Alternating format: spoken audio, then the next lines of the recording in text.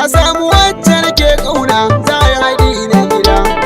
Allah ya sa an ɗaura ya zama ba rabuwa. Na samu wanda nake kauna za a yi haɗi na gida. Allah ya sa an ɗaura ya zama ba rabuwa. Na samu wacce nake kauna za a yi haɗi na gida. Allah ya sa an ɗaura ya zama ba rabuwa.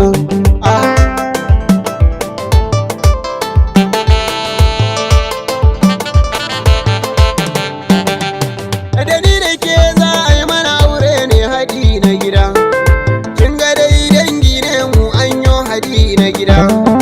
In zaman mu ya yi mana daɗi za mu kora guda. Mi zaman mu na yan dangi ko dan mu gyara gida. Daɗin zaman mu nake so ya zamto na har abada. Daga yan uwana da nake haɗin kai yayi ta yin na duwa.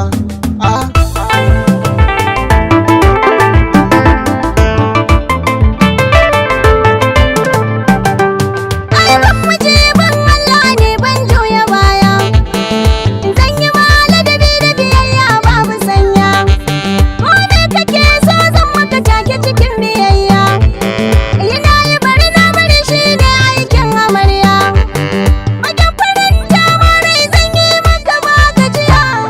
Auren zumunci ya kai mana ga jinin mu yayi gamuwa.